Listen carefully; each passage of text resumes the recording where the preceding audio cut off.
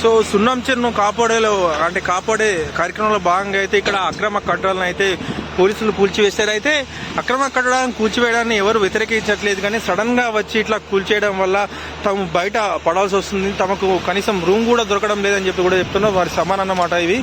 So వారి సామాన్ cylinder కావచ్చు, అలాగే స్టవ్ కావచ్చు, ఇవన్నీ కూడా ఉన్నాయి. ఇక్కడ రైస్ కూడా ఉన్నాయి. సో ఇవన్నీ కూడా బయట పెట్టుకున్నారు. సో ప్రస్తుతానికి వారికి ఎక్కడ ఉండాలో కూడా అర్థం కావడం లేదని చెప్తున్నారు. బయట రూములు చూసుకున్నా కూడా ఎక్కడ తమకు రూములు దొరకడం లేదని చెప్తున్నారు. అయితే ఇది మంచి వీళ్ళు హైడ్రా చేపట్టింది మంచి పైన అయినప్పటికీ కూడా సడన్ గా వచ్చి ఇలా చేయడం వల్ల తమకు ఇబ్బంది అవుతుందని చెప్పేసి కూడా ఇక్కడ పేదలు వాపోతున్న పరిస్థితి మనకు కనిపిస్తుంది. ఇప్పుడు మాదాపూర్ సున్నం చెరువు వద్ద అయితే ఉన్నాం.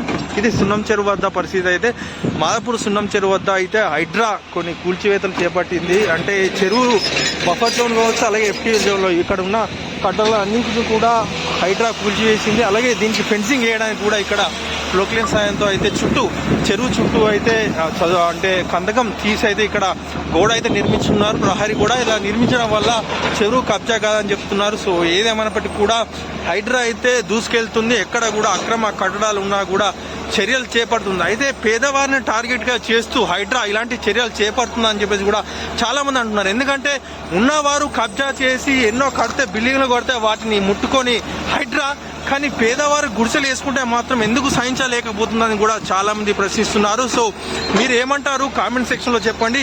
హైడ్రా చేస్తున్న పని కరెక్టేనా? అయితే హైడ్రా అందరికి ఒకటే కదా, సామాన్యునికైనా. సో హైడ్రా ఇల్లు కూల్చడంతో అయితే వీరందరూ కూడా కట్టు బట్టలతో ఒక ట్రాక్టర్ అయితే వెళ్తున్నారు. వీరు ఎక్కడికి వెళ్తున్నారో కూడా వారికి తెలియదు అని చెప్తున్నారు. చూసుకోవచ్చు వారి సామాన్ కూడా ట్రాక్టర్ లో అయితే ఉంది. అమ్మా చెప్పండి, ఏమైంది? డబల్ బెడ్రూమ్లు ఇస్తాయని రాసుకొని పోయి వచ్చి నైట్ 4 గంటలకు వచ్చి దౌర్జన్యం చేసి పీకేసి సార్.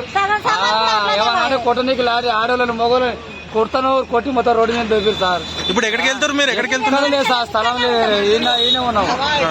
మాట్లాడదామని అంటూ వాళ్ళు ఎవరు లేదు సార్, దిక్కు తినాలని లేదు సార్. ఆ రేవంత్ రెడ్డి అన్నకు దండం పెడుతున్నాం. ఆ డబల్ బెడ్రూమ్ ఇవ్వమన్నా అని ఇస్తలేడు. మరి ఎట్లా న్యాయం చేస్తాడో ఆయనకే తెలుసు. చచ్చిపోయేది ఒకటి తక్కువ ఉంది సార్. ఈ పిల్లలు వేసుకున్నా ఈ చిన్న పిల్లలు వేసుకొని ఆనకాలం తినం ఏడ ఉండాలా? మేము మా బతుకులు ఏంది సార్? ఓట్లు వేయించినప్పుడే ఖాళీలు మొక్కుతారు మా బతుకులు.